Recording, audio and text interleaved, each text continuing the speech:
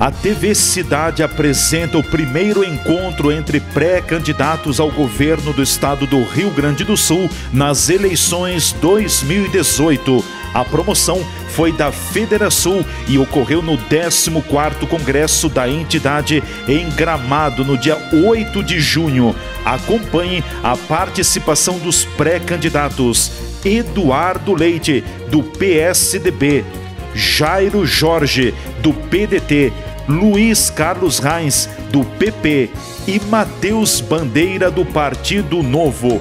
A mediação do encontro foi da presidente da Federação das Entidades Empresariais do Rio Grande do Sul, Simone Leite.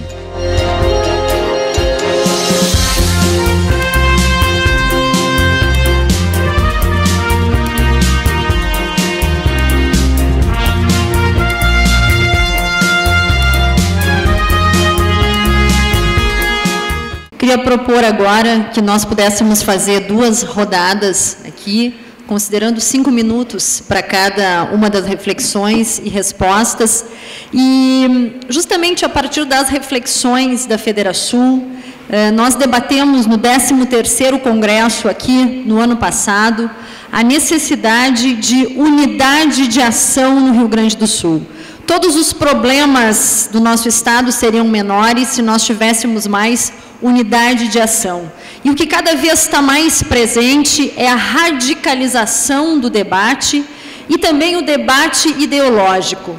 Nós temos acompanhado na Assembleia Legislativa grandes pleitos, ideias importantes que lá são discutidas, onde a gente traz a questão ideológica como um centro da discussão e não pensamos no futuro do Rio Grande do Sul. E nós temos um outro aspecto também importante agora, estamos aí a caminho de uma das eleições mais importantes da história do nosso país e do nosso estado, e nós vemos que as pessoas, elas estão um pouco alienadas dessa discussão. Os gaúchos, de alguma forma, estão se omitindo, porque entendem que política não faz parte do dia a dia, porque política é sinônimo de corrupção, e as pessoas estão, lamentavelmente, pregando o voto nulo e o voto em branco.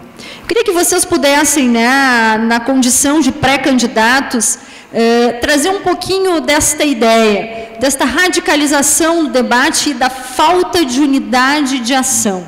Aqui mesmo nós temos o exemplo, 4 candidatos que apresentam uma pauta importante sobre o desenvolvimento econômico, fazem um diagnóstico das situações, mas cada um está buscando, dentro do seu conceito, ser eleito nas eleições de 2018. E a própria questão, de como que vai ser esse desafio para vocês buscar este eleitor, trazer a opinião pública para que seja favorável ao projeto que vocês estão apontando. Então, vamos iniciar com o Matheus, por gentileza, 5 minutos, eu faço aí a sinalização. Depois a gente, no final, a gente inverte, pode ser? Combinado. Obrigado, Simone. Eu acho que a gente está vivendo um momento muito especial no Brasil. E, cada vez mais, eu percebo que há um sentimento de esgotamento, de saturação com a política. A gente precisa perceber isso, precisa entender, compreender. A eleição recente, no ano passado, do estado do Amazonas, e agora, esta da semana passada, onde o não voto ganhou, surpreendente. A somatória das ausências com voto branco e nulo foi o grande vitorioso da eleição. E isso é um sinal do que pode acontecer na próxima eleição. Se a gente não conseguir convencer as pessoas de que vale a pena acreditar, de que a gente precisa acreditar, a gente só não pode perder a esperança. A saturação, a indignação das pessoas, eu entendo, porque eu também sou um dos indignados. Aliás, eu só decidi ingressar na política porque eu também estou tão incomodado quanto a maioria dos brasileiros, cansados de pagar tanto imposto, de enfrentar um Estado leviatã, de enfrentar uma burocracia insana, cansado de ver noticiário de corrupção que envolve todos os grandes partidos. Não há um partido que se salve. Do PT, o PMDB, o PSDB, recentemente com um ex-governador preso, PT com 3 tesoureiros presos, todos os grandes partidos. É por isso que as pessoas estão indignadas. Só quem só viveu da política, quem nunca empreendeu, quem nunca gerou emprego, é que pode desconhecer o sentimento das pessoas. de revolta. Esse é o sentimento das pessoas. Elas estão descrentes da política. O trabalho que a gente vem fazendo no Novo é um trabalho de convencimento, para mostrar o seguinte: a mudança não virá da velha política, não virá dos mesmos atores políticos, mas a mudança precisa vir através da política. E aí cada um de nós tem uma responsabilidade nesse processo. Porque se é verdade que o Brasil hoje é um país retardatário no mundo, está entre os menos livres, entre as nações menos livres, que o Estado é um Estado retardatário hoje, isso é fruto, é responsabilidade dos governantes, dos últimos que nos governaram. De 90 para cá, todos os grandes partidos. Começou com o PDT, depois o PMDB, depois o PT, depois o PMDB de novo, depois o PSDB, depois o PT, depois o PMDB de novo. E os outros partidos que não aparecem aqui estavam todos nos governos. É engraçado quando se diz, ao fazer a análise, de que as pautas bombas do governo anterior quebraram o Estado. É verdade. Mas vamos lá, essa responsabilidade não é só do Tarso, não, ex-governador. Porque todos os partidos que estão aqui votaram de forma unânime todas as pautas bombas encaminhadas pelo governo anterior. Todos, inclusive quem fez a análise. Então a responsabilidade é de todos os partidos, não é só dos governantes. E a responsabilidade também é nossa, porque as escolhas foram nossas. Ninguém chegou a Brasília a pé. Ninguém chegou ao Palácio Piratini a pé. Ninguém caiu de uma nave terrestre na Assembleia Legislativa. Foram escolhas nossas. O que a gente precisa aprender e conscientizar o maior número de pessoas possível para evitar o não voto, para evitar o voto branco e nulo, é que as escolhas serão nossas também. E essa é a boa notícia. E talvez a principal razão de otimismo, Simone, é o fato de que nós vamos para uma eleição pela primeira vez com um nível de satisfação lá em cima. Eu aprendi isso há muito tempo com um professor meu de Harvard, que as mudanças só acontecem nas organizações quando o custo da mudança é menor do que a insatisfação. E hoje, cada vez mais, quanto mais a gente viaja pelo Estado, financiado pelas contribuições voluntárias dos nossos filiados e apoiadores, mais a gente percebe que as pessoas querem sim mudança. Vai depender de cada um de nós multiplicar essa conscientização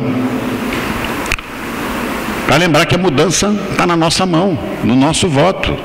E aí, o que diria Einstein, como eu citei ao final da minha fala, se depois de tudo isso a gente continuasse votando em todos os partidos que nos trouxeram até aqui, em todos os partidos que são responsáveis pelo nosso declínio, do qual eu me considero vítima.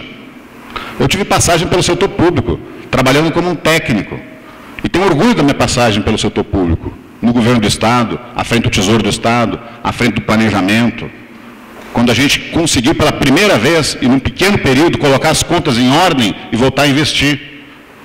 Porque o que está na nossa mão, a única coisa que está na nossa mão, que está no nosso controle, é a despesa, não é a receita.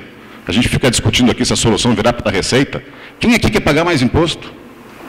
Quem aqui está disposto a financiar essa conta? Ninguém. Então, eu continuo otimista. Eu acho que cada vez mais a gente tem um ambiente aí propício para a reforma, propício para promover uma profunda renovação, mas ela só virá e virá na velocidade que a gente se engajar e que a gente fizer novas escolhas. Obrigado, Matheus.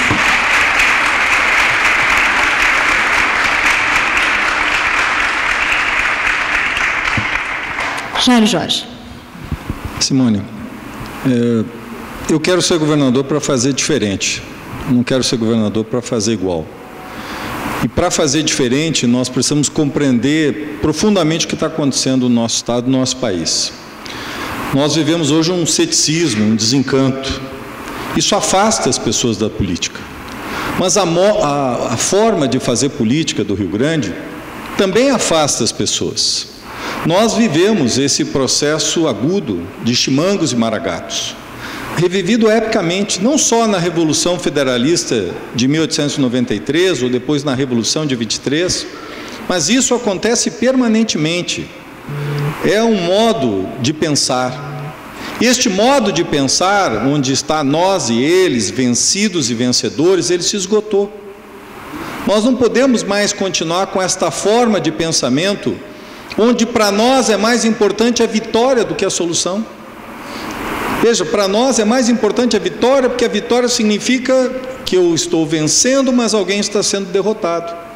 Só que na prática, todos nós estamos sendo derrotados. E a solução, ela pode ser construída com inteligência emocional, com convergência, com capacidade, onde cada um de nós cede um pouco, para que juntos possamos construir uma solução efetiva.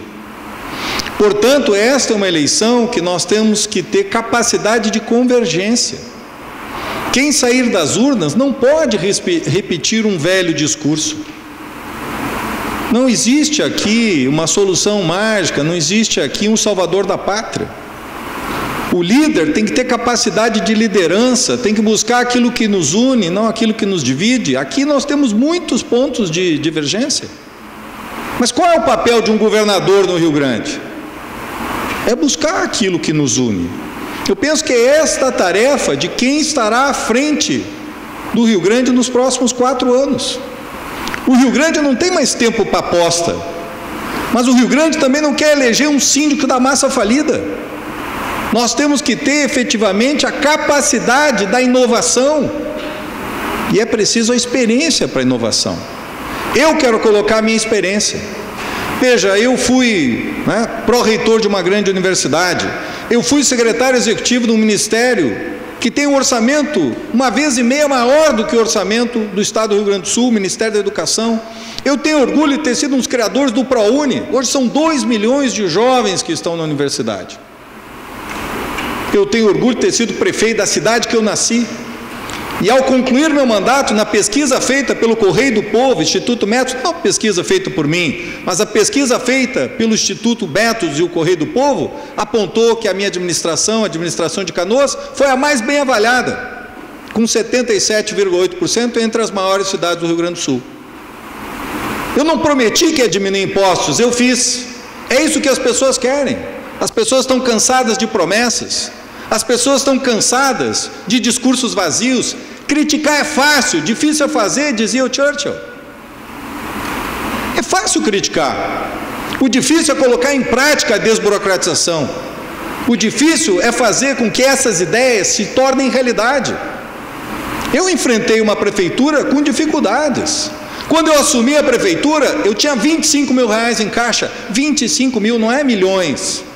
Eu tinha 8 meses de fornecedores sem pagamento, hospital, prestadores de serviço, 175 milhões de dívida, mas jamais critiquei o meu antecessor. Jamais critiquei aqueles que estavam na administração, porque eu fui eleito para resolver os problemas, não para ter lamúrias, não para olhar para trás, não para criticar. E eu procurei construir soluções, não sozinho, mas ouvindo a sociedade, criando convergência, trabalhando com a diversidade, buscando aqueles diferentes. Por exemplo, eu procurei a governadora Ieda Crucis, que era de um partido de oposição. Eu busquei a ela para construir uma solução para a segurança pública, para construir um presídio público, o que hoje é referência no Rio Grande do Sul, porque lá não tem facções, lá usa uniforme, lá usa bloqueador de celular, lá tem que trabalhar, lá tem que estudar. É este modelo que nós queremos, mas só foi possível porque eu dialoguei com a governadora Ieda, dialoguei com o governador Tarso, dialoguei com o governador Sartori. Portanto, nós temos que enfrentar com exemplo. A força do exemplo tem que movimentar as nossas ideias. E o Rio Grande tem solução sim, desde que a gente acabe com essa polarização que levou o Rio Grande do Sul, infelizmente, a um beco sem saída. Obrigado, Jairo.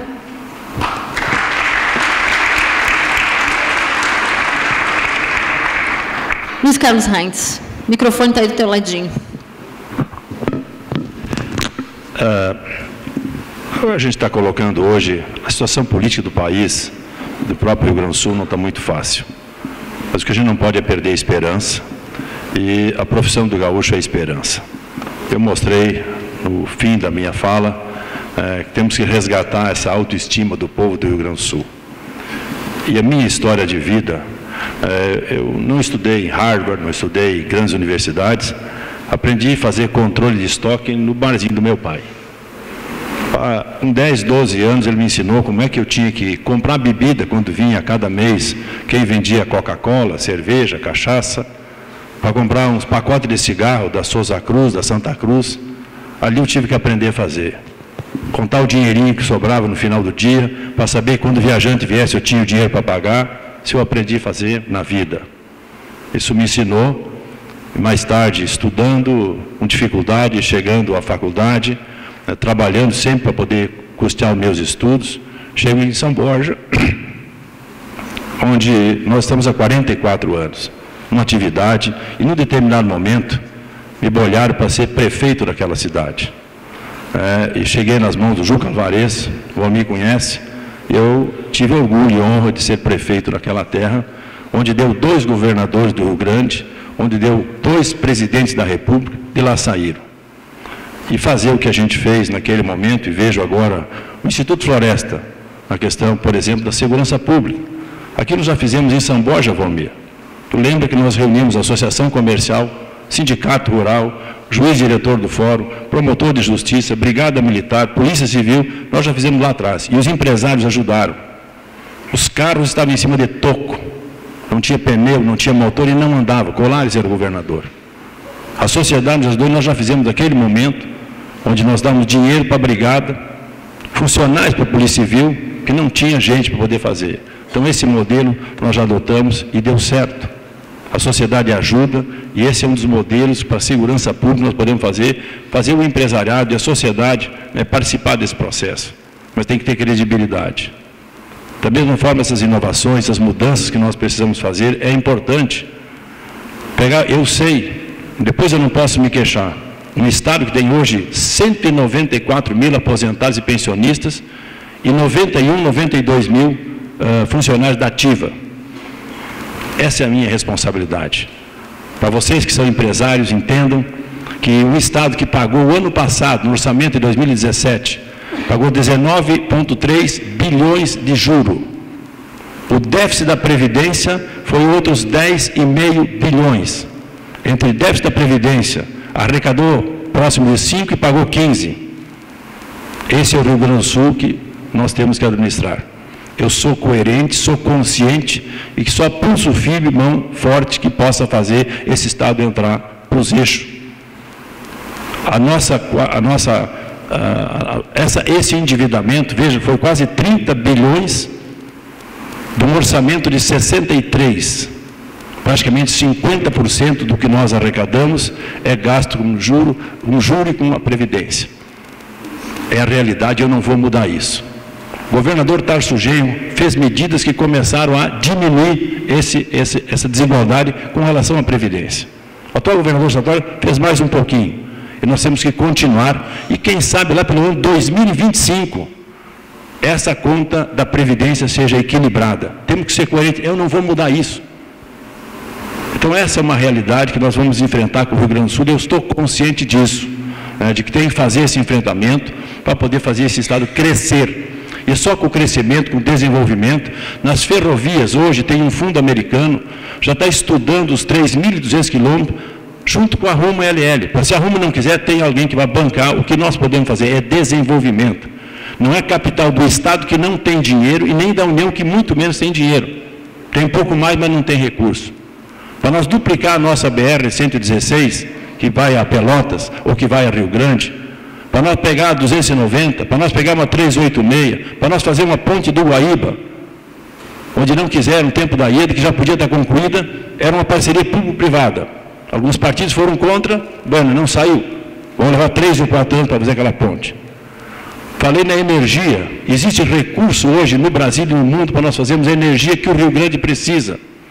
Eólica, solar, não tem parte do mundo que tem as condições que nós temos. Projetos de desenvolvimento já estão acontecendo aqui. Agora, na questão ambiental, Simone, se nós não fizermos a nossa parte, não vai acontecer, resolvendo uma licença levar 3, 4, 5, 6, 7, 8 anos.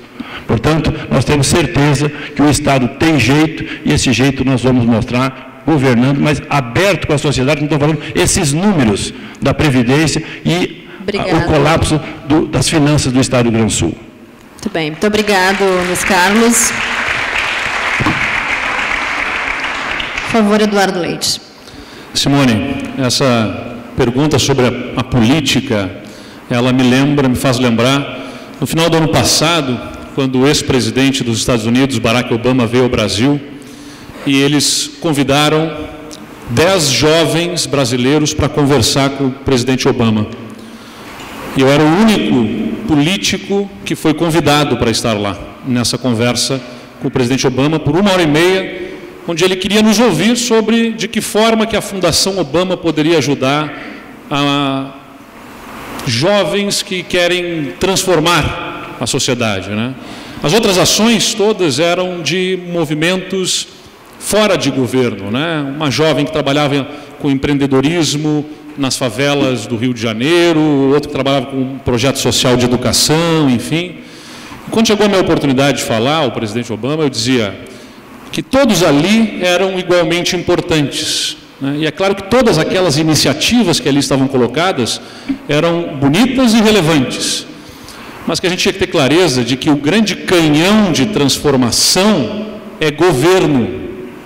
Se governo não funcionar bem, a melhor iniciativa que se tiver em educação, fora de governo, vai ser insuficiente, vai ser como enxugar gelo. Ainda esses dias eu vi um empresário chamando a atenção de que um grande banco privado nacional tem um projeto educacional relevante, importante, com 100 escolas, modelo, que ele financia, que ele patrocina, um projeto importante, né? Nós temos 2.500 aqui, São Paulo tem 6.000 escolas. Quer dizer, esses projetos ficam pequenos diante do tamanho que o governo tem, é ele que dá escala para a transformação.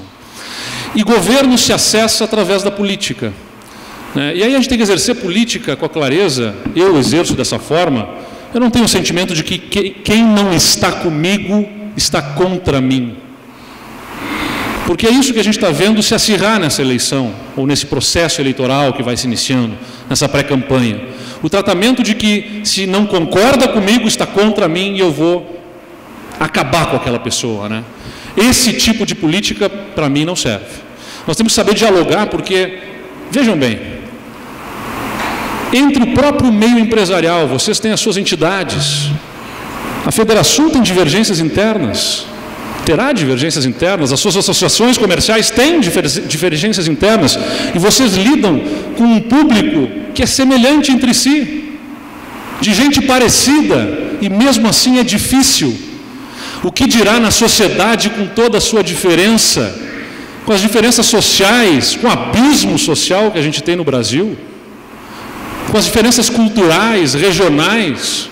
É claro que é difícil fazer política, mas a gente não pode tratar quem pensa diferente da gente como alguém que não presta, que é canalha ou desonesto. A gente tem que compreender as circunstâncias do outro e a gente tem que construir pontes e tentar trazer essas pessoas para o nosso lado e não romper e queimar as pontes todas e empurrá-las definitivamente para um outro lado. A Assembleia Legislativa tem 55 deputados, 13 bancadas formadas na Assembleia Legislativa, para se formar maiorias para aprovar-se projetos de emenda constitucional na Assembleia Legislativa, que são importantes para essa reforma estrutural que a gente quer para o Estado, tem que se juntar, no mínimo, dentro do campo político ao qual eu pertenço, 9 partidos políticos. Tem que formar base, tem que construir, tem que dialogar. E eu não vou conseguir atraí-los para a minha posição se eu começar rompendo e xingando e falando mal e que eles não prestam porque eles não pensam como eu. Eu tenho que convencê-los de que o nosso caminho é o melhor, trazê-los com base nos argumentos, botar o foco da discussão no problema e não nas pessoas. Porque se a gente ficar discutindo as pessoas, nós deixamos de discutir os problemas. Tem uma frase que eu gosto muito que diz que o segredo da mudança está colocar sua energia em construir o novo e não em destruir o velho. Eu vejo muita energia sendo desperdiçada atacando o que aí está e pouca energia colocada em efetivamente construir algo novo. Eu posso dizer a vocês que lá em Pelotas, nós tivemos na eleição de 2016, talvez um dos menores índices de votos brancos e nulos entre as cidades. Estava agora mesmo consultando, foram 8% de votos brancos e nulos contra 20% em Porto Alegre, 16% em Canoas e nas outras cidades, votos brancos e nulos, fruto da decepção das pessoas com a política. Mas quando o governo funciona e entrega resultado, as pessoas se animam a ir à urna e defender o que elas conquistaram e ver para onde elas estão indo. Pelotas não ficou consertada 100%, é evidente que não. Obrigado. Né? A gente tem muitos problemas que não foram superados aqui, não apareceu o tempo encerrado aqui para mim, mas o que as pessoas querem é sentimento de rumo, de direção, e esse tem que ser o legado de um governo, a esperança, a confiança no futuro. Bem, muito obrigado, Eduardo. Nós temos, né, a clara noção de que, enquanto classe produtiva, somos heróis. Arriscamos o desconhecido, enfrentamos dificuldades, corremos risco diariamente.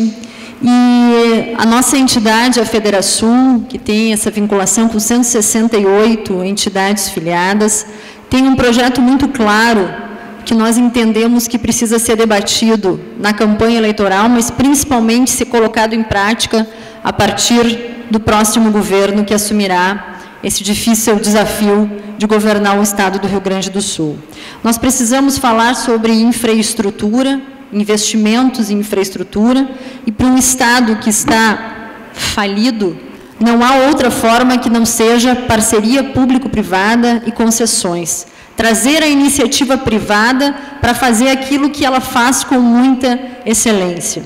Também precisamos desburocratizar, eu acho que foi bem colocado aqui pelos senhores, a questão de alvará de bombeiros, licenças ambientais. Não é possível que investidores coloquem o seu capital e o capital fique parado por ineficiência do poder público.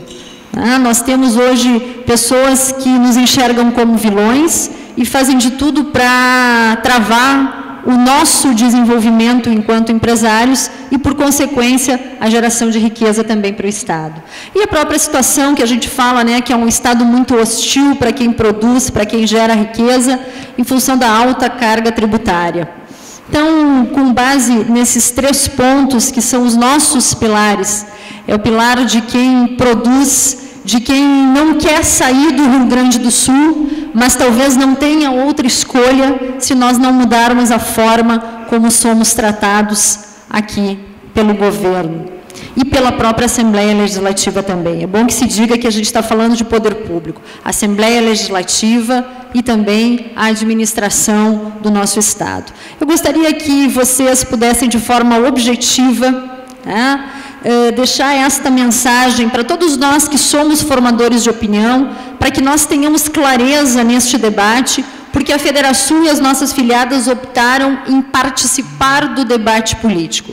Nós não faremos e não estamos fazendo nenhum debate partidário, mas nós decidimos arregaçar as mangas e dizer que é responsabilidade nossa também esclarecer a opinião pública. E para isso nós estamos diante de grandes lideranças políticas que têm a oportunidade de governar o nosso Estado através das suas ideias e das propostas que aqui estão sendo apresentadas. Então, por gentileza, de forma muito objetiva também, considerando os nossos 5 minutos, vamos falar sobre essas pautas de infraestrutura, concessões, parceria público-privada, que no Rio Grande do Sul parece que é um nome feio falar disso. A gente tem um radicalismo ideológico que nos impede muitas vezes de avançar. A questão da desburocratização, né, a eficiência também da administração para com os seus objetivos, e também a questão da carga tributária. Então, nós vamos iniciar com o Eduardo Leite, fazendo o processo inverso, por gentileza. No ano passado, quando eu deixei a Prefeitura de Pelotas, eu optei por usar o ano para crescer, né, pessoalmente, estudando. Tive a oportunidade de estudar numa das maiores universidades do mundo, que é a Universidade de Columbia, em Nova York, e depois, na Fundação Getúlio Vargas, iniciar um mestrado em Gestão e Políticas Públicas em São Paulo. E nas duas me dediquei muito ao estudo das parcerias público-privadas. Aliás, um dos casos que estudei bastante lá em Nova York foi o caso do Brooklyn Bridge Park, o parque que tem sob a ponte do Brooklyn, feito em parceria com a iniciativa privada, e que, na minha visão, eu comparo muito aqui com a questão da orla de Porto Alegre, do Guaíba, que está custando, lá custou aos cofres públicos 80 milhões de reais em Porto Alegre, em um financiamento conquistado pela Prefeitura, mas vai ser pago, né, pago pelo povo porto-alegrense, nesse financiamento, e que não tem solução para a manutenção, né, ou seja, um grande risco depois de haver uma precarização dos espaços, porque vai ficar tudo sob a condição de manutenção do próprio poder público, que muito provavelmente terá dificuldades para essa manutenção. Então, poderia ter sido viabilizado, se você abre espaço para uma parceria com a iniciativa privada, que viabiliza, a partir do legítimo interesse privado de obtenção do lucro, um pequeno espaço para que ele consiga receber algo em troca, né? 5% de uma área, enfim, viabilizar não só o investimento todo, como a manutenção daquele espaço. É evidente que isso é de interesse público, né? Nesse caso, vamos para a condição das rodovias, que foi falado aqui, eu já falei na minha manifestação inicial. O segredo está em fazer um bom processo de regulação, porque há um certo trauma, talvez, da população por conta do processo de concessão ter gerado pedágios, em alguns casos, elevados, sem retorno do investimento em infraestrutura. E boa parte dos contratos de pedágio feitos na década de 90 tinha uma taxa de retorno de 20% para o concessionário, e hoje a maior parte dos contratos de concessão no Brasil são feitos nas novas licitações e concessões com uma margem de retorno de 8%. Então, não há que se falar em renovação dos contratos atuais, mas sim de novas concessões bem reguladas. O papel do Estado não é operar diretamente. EGR é um absurdo, não deveria ter sido constituída a empresa gaúcha de rodovias, deve-se fazer a concessão para o privado, e o papel do poder público, regulação, orientação, fiscalização. No caso da burocracia, ainda falei aqui, né, já também licenças ambientais que têm que ser reduzidas, e não só elas, também parcerias com as prefeituras para redução dos processos burocráticos na instância municipal, e tendo em vista uma relação de confiança que precisa ser construída com o empreendedor. Toda a burocracia tem razão de ser na desconfiança, né? Não se confia que a pessoa é honesta, está fazendo a coisa certa, o poder público precisa analisar etapa por etapa. É claro que na relação de confiança, em que se dá poder para o empreendedor fazer sem a necessidade de análise documento por documento, vai gerar também responsabilização para o empreendedor, né? Mas aí você responsabiliza e pune quem faz errado, e não a sociedade toda impondo análise de processos longos e demorados que acabam punindo a sociedade, retendo e pesando nos ombros dos empreendedores, jogando para fora daqui empreendimentos que deveriam estar aqui no Estado. E como eu disse, a redução da carga tributária está atrelada também à redução dos custos do Estado. Nós precisamos fazer reformas profundas que mexem em interesses grandes, é verdade, especialmente naquilo que é nosso maior custo do Estado, que é folha de pagamento, para pararmos de aumentar o gasto com inativos, podermos reter esse crescimento vegetativo da folha, e aí eu poder apresentar uma perspectiva de redução da carga tributária, e juntando esses três fatores, carga tributária adequada, burocracia dentro do patamar razoável, investimento em infraestrutura que gera ganho de longo prazo pela expectativa futura de melhor condição logística, mas gera ganho a curto prazo, na medida em que se viabilizam bilhões de reais em investimento em infraestrutura, e construção civil é emprego, é arrecadação de impostos, que ajudam inclusive na superação do quadro fiscal do Estado. Com isso tudo nós conseguimos animar a nossa economia, e animando a nossa economia também ajudar a superar o grave quadro fiscal do Rio Grande do Sul. Esse é o meu tempo, Simone? É o teu tempo. Tá bom, muito obrigado. Muito obrigada. Luiz Carlos. Bom, eu já comecei falando nessa questão da infraestrutura do Rio Grande do Sul. Hidrovias, existe capital gaúcho, existe capital brasileiro e até internacional que invista aqui. O que nós temos que fazer é desburocratizar o processo, e vamos começar pelo Porto de Rio Grande. Tínhamos agora recentemente uma reunião, em função da greve dos caminhoneiros semana passada, nós acabamos abortando a reunião lá. Tem que ouvir os segmentos para mostrar o que nós podemos fazer em cima daquele patrimônio, que é um dos maiores portos do Brasil, está ali subutilizado, Muitas vezes um navio chega lá, leva 2, 3, 4 semanas para poder carregar, 2, 3, parado lá, e quanto é que é o custo disso aí? Então, hidrovias é um ponto fundamental e tem capital, não é o Estado do Rio Grande do Sul que vai investir. Agora nós vamos trabalhar essa questão para que a gente possa fazer esse modal funcionar. Foram planejados os governos militares nos 60, 70 e nunca mais funcionaram. Faz 40 anos de planejamento e não funciona. Já falei nas ferrovias, concessionário no tempo do Fernando Henrique Cardoso. O que a LL fazia, o que a Rumo está fazendo hoje, pegou filé mignon, usa o que quer. E tem 1.300 quilômetros totalmente desativado. Eu não preciso construir ferrovia, eu já tenho ferrovia pronta. É só cobrar. Bom, se a União não cobra, o governo do Estado vai cobrar em nome dos gaúchos, chamando todo o setor que precisa das ferrovias. Elas já estão aqui. Hoje estamos analisando, tem um grupo que está bancando uma análise para ver se existe a possibilidade o que pode ser aproveitado desses 3.200 quilômetros desse modal que nós temos aqui. Existem hoje projetos florestais que estamos fazendo aqui no Estado, que eu já estou trabalhando há 2 anos, em Pinheiro Machado, por exemplo. Um deles vai movimentar 1.800.000 toneladas de pellets de madeira para exportar para a Europa. Imagina, nós temos 18 milhões de toneladas de soja hoje. Só isso aqui é 10% da soja do Rio Grande do Sul. Iguais aqui, tem mais 5 para acontecer, que nós já estamos trabalhando. Esses investimentos vêm para o Rio Grande do Sul. Nós precisamos fazer o quê? Fazermos com que nós temos infraestrutura, e terão investidores também nessa área. Para fazer as rodovias, seja a BR-116, seja a BR-290, a 386, hoje nós estamos trabalhando como deputado federal, a bancada federal, em cima de projetos para pegar a 101, o pedaço da Freeway e depois a 448 aqui e chegando a 386. Vai ser licitado um projeto, agora ainda, nos próximos 1 ou 2 meses, licitado para iniciativa privada. São corredores importantes para o Rio Grande do Sul. A 116 nós estamos fazendo uma proposta, que eles façam um pedaço, digamos, Porto Alegre a Camaquã e de Camaquã para Pelotas, que fosse da iniciativa privada. A própria concessionária tem interesse nisso. Se busca essa possibilidade, então existem investidores gaúchos e brasileiros para poder fazer esses modais funcionarem. Bom, aí nós vamos ter infraestrutura diferente que nós precisamos.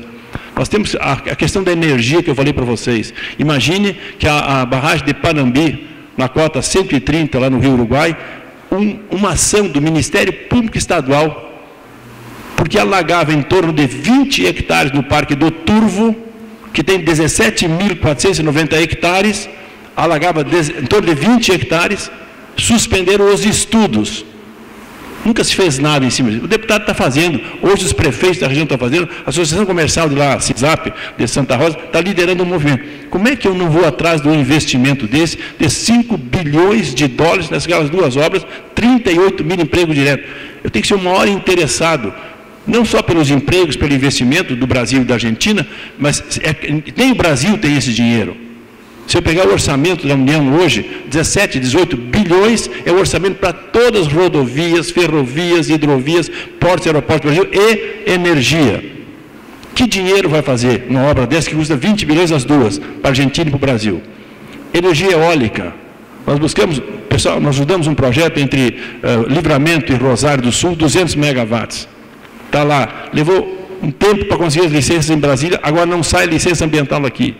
Um projeto em Palmares, 7 anos, quase 8 anos para tirar uma licença ambiental, um projeto de energia eólica. Então tem energia eólica, tem energia solar, tem lixo, tem energia de biomassa e tem energia hídrica. Só das PCHs, pequenas PCHs, tem 98 processos parados aqui na FEPAM, 98. Não pode acontecer isso. Como é que eu vou chegar? Vocês na empresa de vocês, qualquer empresário, vão deixar 2, 3, 4 anos esse insumo essencial para vocês? Então, quero dizer que a infraestrutura para o desenvolvimento é energia e as rodovias, ferrovias. Existem capital. Tem 3 pontes hoje no Rio Uruguai, com a Argentina. Tem uma ponte lá embaixo no Jaguarão. Tem essas rodovias para duplicar. Obrigado. Nós temos que ter, e tem capital para fazer isso. Muito obrigada.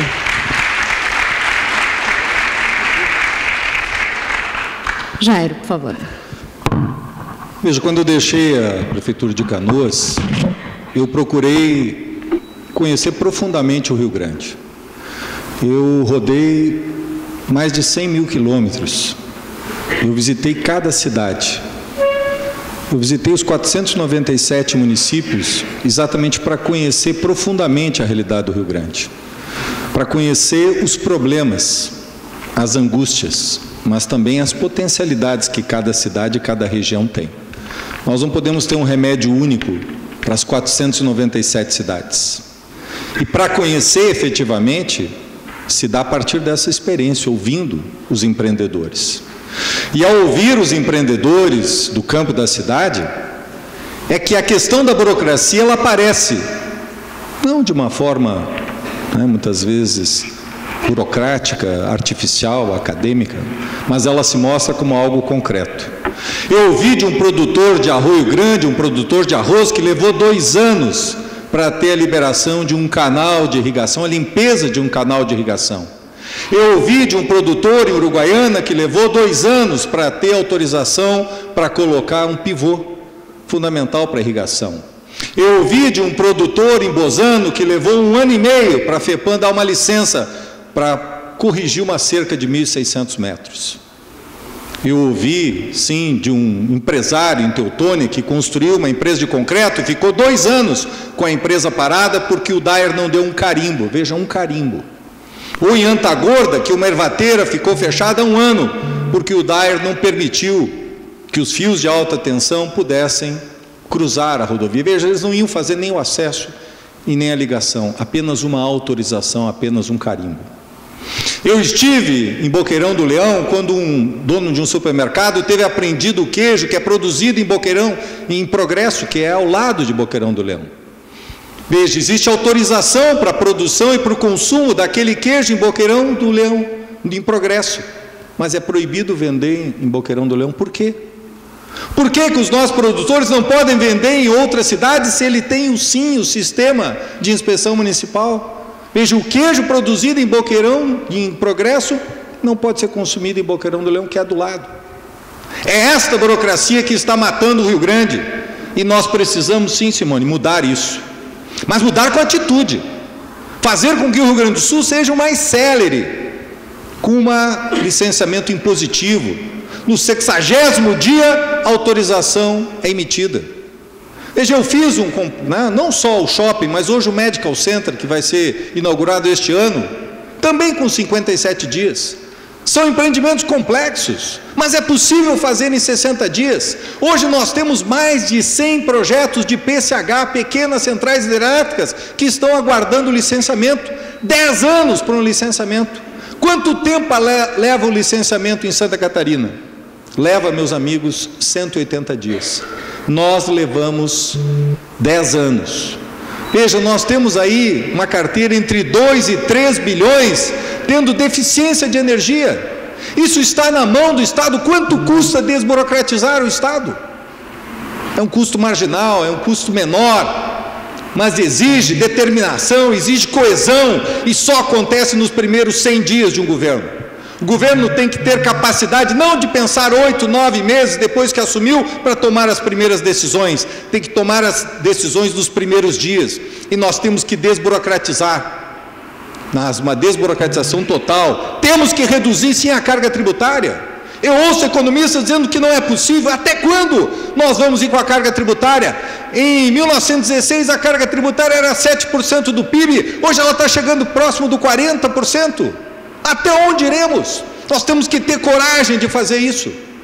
Nós temos que ter coragem de reduzir a carga tributária, e nós temos que ter coragem de fazer parcerias público-privadas. Eu fiz parcerias público-privadas na educação, na saúde, enfrentei sim incorporações, resistências, porque é desta forma que nós vamos inovar. E me orgulha sim, a minha cidade, ter 57 prêmios no Brasil, no exterior, e principalmente o prêmio de inovação concedido pelo PGQP. O primeiro lugar, junto com a Gerdau, também uma empresa gaúcha brasileira, que também recebeu o prêmio Inovação. Por quê? Porque nós temos que inovar na máquina pública. Esta é a questão chave. A máquina pública não aceita muitas vezes a inovação, e é preciso inovar, e vamos inovar com parcerias público-privadas. Muito obrigado, Jairo.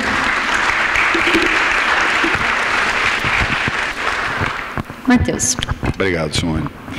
Olha, eu fui secretário de Planejamento e Gestão do Governo do Estado. E como secretário de Planejamento e Gestão, eu fui coordenador das PPPs. E, ao longo do governo, a gente estabeleceu todo o marco legal e infralegal para a constituição de PPPs. E, naquele momento, nós focamos em 2 propostas. Fizemos 2 chamamentos públicos de interesse e decidimos, fizemos 6, na verdade, decidimos apostar em 2. Uma PPP para a construção do sistema prisional, essa que o Jairo citou, quando ele procurou a governadora, e nós conversamos, e ele, sim, deu apoio para a PPP e ofereceu que a gente escolhesse Canoas como a localização para o presídio. O partido dele tentou impedir que ele aceitasse, não é? O ministro da época, depois governador, tentou impedir, mas ele foi firme. Escolhemos o terreno, começamos o processo, colocamos o edital na rua,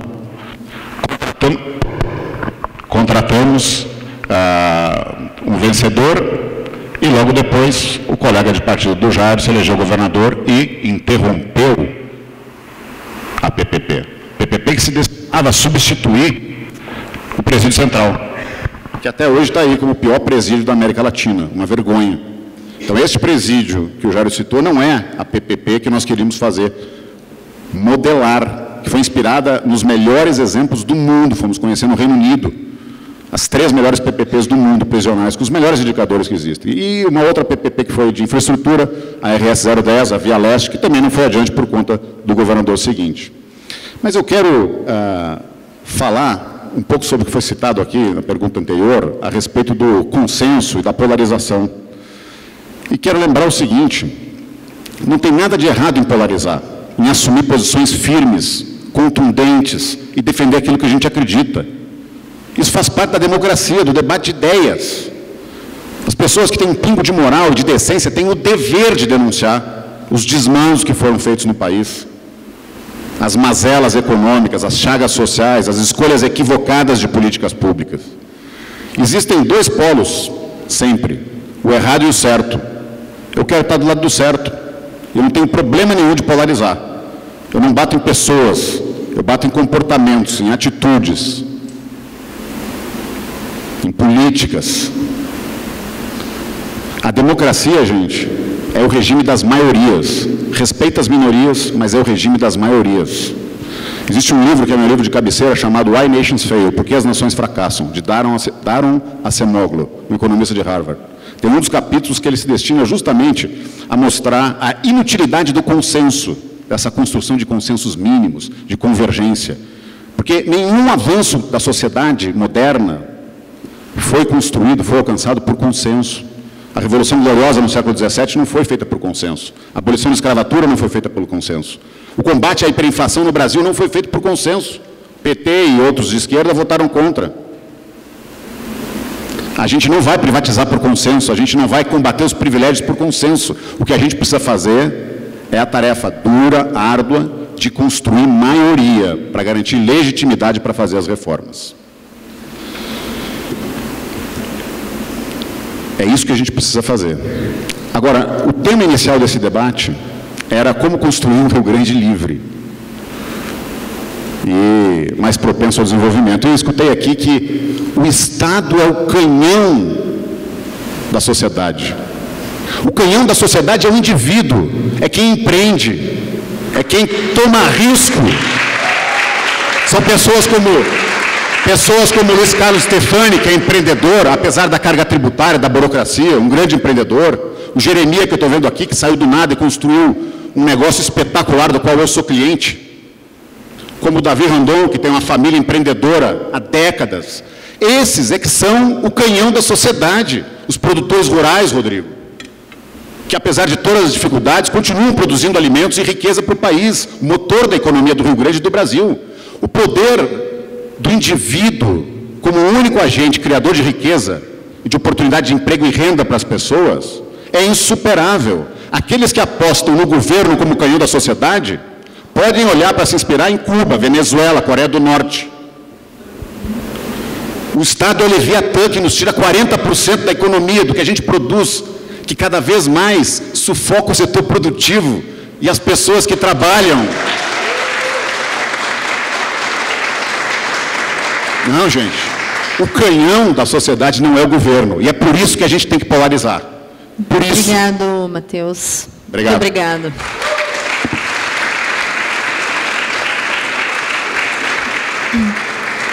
Com relação aos temas propostos, muitas vezes nós ouvimos, né, dos governos, dos próprios deputados na Assembleia Legislativa, que o Rio Grande do Sul vive uma crise financeira muito séria e que, por isso, não pode avançar.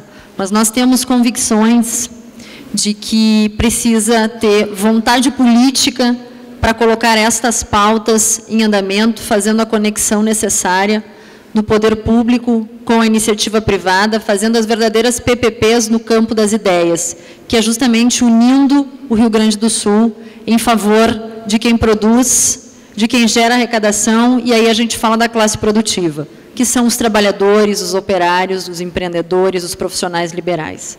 Então, eu acho que essa é uma mensagem que nós gostaríamos de levar a vocês, que tem esse grande desafio, que é esclarecer a opinião pública, levar esse projeto de vocês, ser vencedor nas urnas, mas principalmente governar o Estado do Rio Grande do Sul. Não é uma tarefa fácil, mas é algo viável na nossa concepção.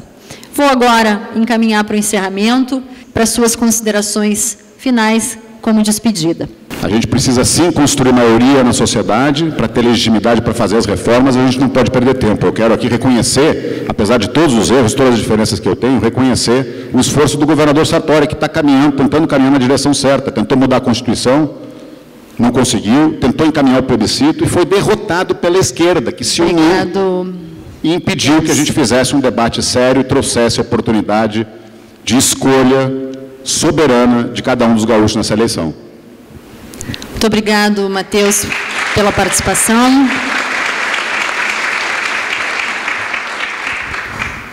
Vamos ver a sequência. Quem se despede agora é o Eduardo Leite. Quero agradecer o espaço que a Federação nos proporciona aqui. Eu tenho tido a oportunidade também de, rodando o Estado, conversando com as pessoas, visitando as regiões, observar e fazer crescer a minha convicção de que o Rio Grande do Sul tem um grande valor que lhe dá a oportunidade de virar esse jogo, que é o seu povo, o talento da sua gente. E a grande prova disso, né, é que onde os gaúchos tiveram espaço para empreender, eles geraram riquezas. Fora do Estado, inclusive, na região centro-oeste, em outros estados em que eles acharam oportunidade para empreender. Quando eu digo que o Estado é o grande canhão de transformação, é porque ele é, sim, o grande canhão de transformação, não por ação própria dele, mas porque, quando ele decide, inclusive, que ele não vai atrapalhar, é o Estado que toma essa decisão. A partir da legitimidade que a população lhe dá. Então, se nós não participarmos da política, ocupam a política e ocupam os governos aqueles que entendem que o Estado deve interferir em absolutamente tudo. E aqueles que querem espaço para empreender podem contar conosco do PSDB, porque o PSDB fez isso onde governou. O Estado de São Paulo, há 24 anos governado pelo PSDB, é um Estado que tem prosperidade e queda da taxa de homicídios, por exemplo, em segurança pública, por ação do Estado, por ação e decisão de Estado. Aqui no Rio Grande do Sul, o PSDB colocou as contas em dia durante seu governo, e aí não adianta dizer que participou daquele governo quando é bom, mas atacar o partido quando não lhe serve. Esse tipo de comportamento é que é oportunismo político. Isso que a gente não pode aceitar. Gente, o que nós vamos decidir nessa eleição agora é um rumo para o Estado, e se nós queremos resolver os problemas e entender que na política nós temos que compor, sim, com as diferenças, ou se nós queremos apenas discursos de posição de que estou do lado certo, o outro do lado errado, e não construir efetivamente as soluções. Eu quero estar do lado de quem quer um Rio Grande grande, forte, e todos aqueles, mesmo que não estejam pensando junto comigo, no mesmo sentido,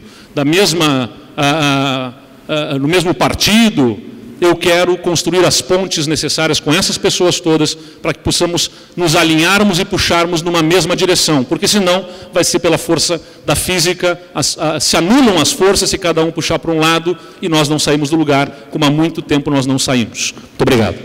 Muito obrigado, Eduardo Leite.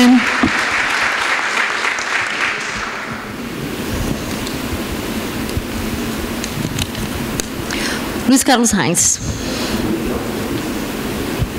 Obrigado, Simone. Obrigado a todos vocês que pacienciosamente estão aqui nos ouvindo ao longo desse período. Seguimos insistindo que o Rio Grande tem jeito, e o Estado não pode ser um atrapalhador do desenvolvimento. O Estado tem que ser o indutor e ajudar nesse processo. Então, nessas questões pontuais que eu falei a vocês, é um compromisso que nós estamos assumindo com a sociedade gaúcha. São públicos compromissos para nós honrarmos essas ideias e fazermos esse Estado desenvolver novamente. O Estado tem jeito e nós vamos buscar esse jeito progressista de governar o Rio Grande, conforme tantos prefeitos nossos fazem por esse Rio Grande afora. Aqui são exemplos, e esses exemplos serão seguidos para a gente poder trazer e induzir o desenvolvimento do Estado. Compromisso com a FEPAM, de não atrapalhar e desburocratizar o processo, as licenças de, por exemplo, chegar hoje com relação aos bombeiros, depois do caso do Boate Kiss, é um problema seríssimo, nós temos procurado estudar essa situação, como resolvermos, então nós estamos buscando soluções, não é discurso. Discurso não adianta, e a minha vida, com minha experiência de 5 mandatos como deputado federal, quando fui prefeito, fui o 6º melhor prefeito do Rio Grande do Sul. Seguramente o povo entendeu que eu tinha feito um bom trabalho. Então, a experiência que eu tenho de prefeito, que foi meu primeiro emprego público, e trabalhar com o meu trabalho há 67 anos, se Deus me der saúde, quero chegar aos 100 anos, como teu pai, Davi. Era um exemplo, um orgulho para o Rio Grande e para o Brasil. Okay? Esses exemplos é o que nós temos que trazer para que o Rio Grande seja, de novo, autoestima levantada, é o que o empresariado precisa. Dizer que vai ter rumo, tem direção e chega de conversa fiada.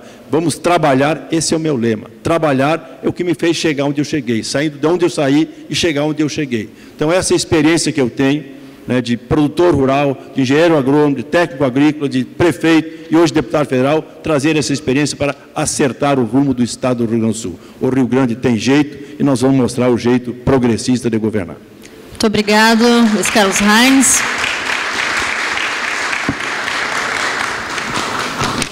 Por favor, Jairo Jorge. Bom, queria agradecer essa oportunidade de refletir sobre o futuro do Rio Grande.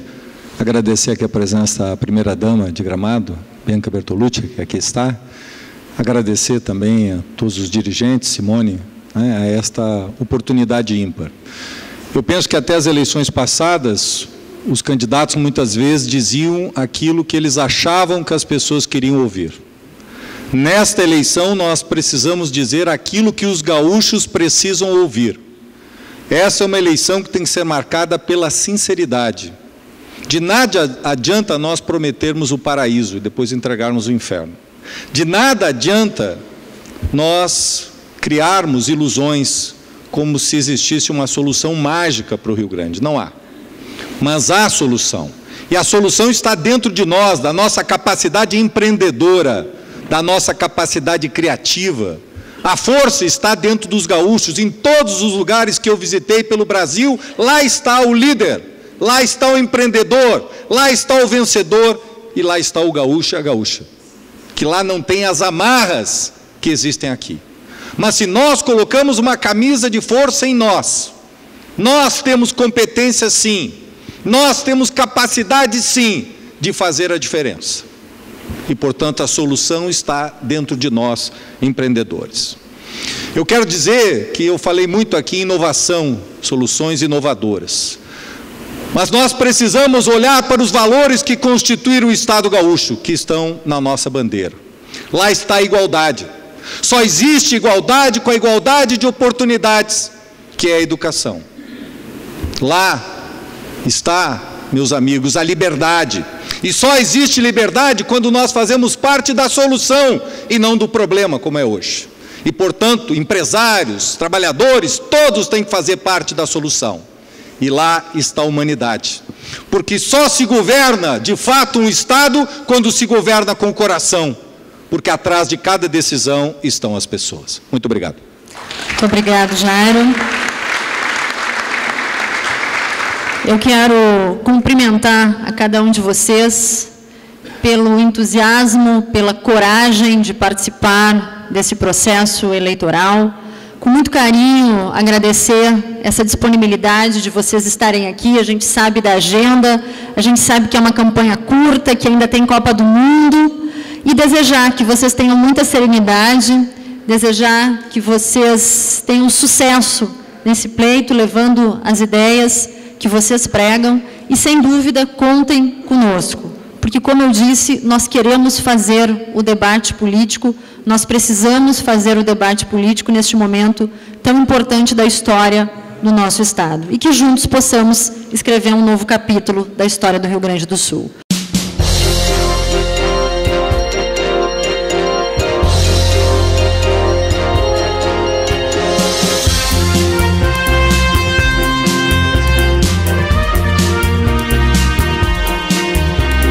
A TV Cidade apresentou o primeiro encontro entre pré-candidatos ao governo do estado do Rio Grande do Sul nas eleições 2018. A promoção foi da Federação e ocorreu no 14º Congresso da entidade em Gramado, no dia 8 de junho.